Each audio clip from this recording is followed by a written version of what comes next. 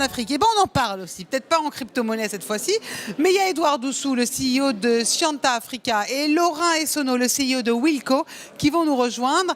Alors tous les deux, justement, on va parler de ce numérique en Afrique qui est justement aussi en pleine ébullition. Bonjour messieurs, comment ça va? Ça va bien, merci et vous-même. Alors on parle numérique en Afrique, c'est ça? Exactement. Je veux tout savoir.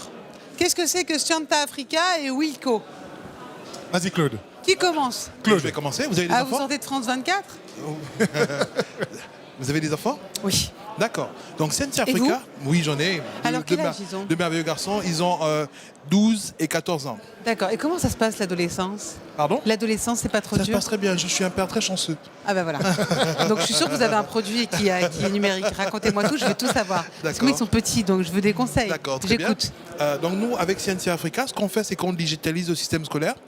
Malheureusement, on vient d'un pays où le taux d'échec scolaire est le plus élevé au monde, le Gabon. Et donc, Vous venez d'où, pardon?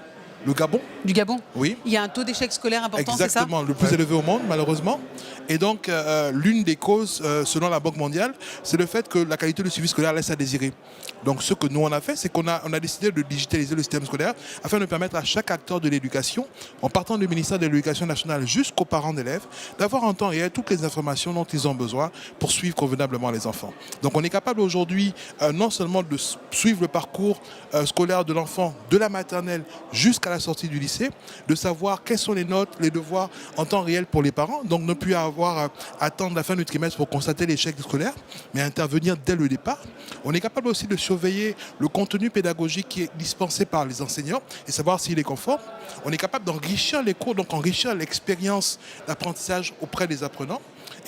Parce que le problème aussi, c'est les enseignants. Absolument. Donc ça les aide, cet outil, j'imagine. Absolument. Oui. Et avec ça également, ce qu'on fait, c'est qu'on forme les enseignants dans les outils numériques, dans les nouveaux usages numériques, et ça leur permet donc d'enrichir leurs cours et de pouvoir proposer une expérience nouvelle aux apprenants. On est présent au Gabon, dans les îles Comores et en Côte d'Ivoire. Et vous voulez vous étendre, vous allez conquérir quel autre pays là? La France. Oh. On est bien à la conquête. Vous savez qu'on n'a pas pu faire des cours en ligne en France pendant Tout le justement, confinement. c'est pour ça qu'on veut venir. Ça vous a inspiré? Absolument. Et nous aussi en Afrique, on y arrive? Yeah. C'est vrai? Absolument. Et là, vous avez parlé avec Emmanuel Macron, là, c'est ça? On est invité pour le sommet Afrique-France à partir de demain. Et donc, non seulement on va défendre notre projet naturellement, mais aussi on va essayer de revoir ensemble des relations plus équitables, vraiment un partage de valeurs pour les générations futures entre la France et le Gabon et l'Afrique en manière générale. C'est pareil pour vous, Wilco? Wilco, disons que Claude, il est sur une super thématique pendant qu'il est sur celle de l'éducation. Et c'est un super projet, il faut le dire. Nous, on a une double casquette. On a une double casquette. On accompagne pays, administration, entreprises sur tous leurs sujets de transformation digitale. La crise Covid qui vient de passer nous a montré combien de fois il était très important aujourd'hui d'intégrer les outils numériques sur ces sujets, ou encore on était très porté sur le papier avec des tâches qui étaient auparavant très chronophages. Donc nous, en fait, on a cette première casquette. On est capable d'accompagner un pays, une administration, une entreprise sur ces sujets de transformation digitale. On a une autre casquette en fait, qui est par rapport à notre produit phare aujourd'hui, qui s'appelle Wilco. Pour la petite histoire, c'est le diminutif de Willkommen. Donc Wilco. En allemand, bienvenue. Bienvenue.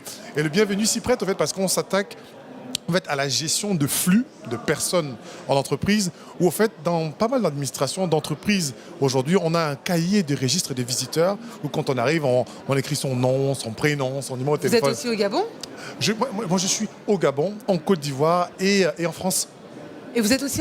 Donc le siège de Wilco, il est en France? Le siège de Wilco est en France, Et vous donnez un nom allemand à votre société? C'est parce qu'en fait... Faut qu'on discute. Absolument. J'avoue que c'était une question de sémantique, ça faisait joli. Ah. Voilà. Bienvenue, c'est pas mal aussi. Pardon? Le bienvenue, c'est pas mal. C'était déjà pris. Ah, c'est coquin. C'est exactement ça. Voilà. Sinon j'aurais pris bienvenue. C'était déjà occupé. Donc avec Wilco, on a mis un super outil aujourd'hui qui fait qu'on remplace le cahier des registres et des visiteurs. Et donc, vous voyez ce cahier, on marque son nom, prénom, on l'enlève et on met après à la place un magnifique stand brandé aux couleurs de l'entreprise où lorsque le visiteur arrive, peut s'enregistrer et automatiquement, lorsqu'il finit de s'enregistrer, je reçois une petite notification, moi, le collaborateur, qui dit « Salut Laurent, il y a Claude, ton rendez-vous de 14h qui vient d'arriver. » Donc voilà, donc on fait gagner en moyenne 30%, on fait gagner 30% de productivité à la personne qui a l'accueil ou à la personne qui a la sécurité. Et donc aujourd'hui, on est au Gabon, en Côte d'Ivoire et avec un siège à Clermont-Ferrand. Et l'idée, au fait, c'est de se déployer en poursuivant la première partie sur le continent africain et une deuxième partie au niveau de la Méditerranée. La Méditerranée, où ça? Méditerranée Dans le nord d'Afrique? Non. Non. Italie-Espagne. Italie-Espagne, pourquoi? Voilà. Parce qu'ils ont des retards en numérique. Je dirais pas jusque-là parce que si un Italien m'entend, il ne serait pas très content, mais non, parce que l'outil s'y prête et qu'on a un partenariat qui est en pleine discussion en Italie où on a envie de distribuer la solution. En général, on fonctionne par des systèmes de distribution. Donc on travaille avec des partenaires locaux. Chez nous, c'est très important. En fait, avec qui se charge de distribuer notre solution dans les différents pays. En tout cas, on va s'y intéresser. Merci beaucoup à tous les deux. Mais c'est nous qui vous remercions. Edouard Oussou, CEO de Scientia Africa, et Laurent Essonneau, CEO de Wilco. Merci. Et bienvenue. Big Au Step, plaisir. la conquête. Exactement. Allez,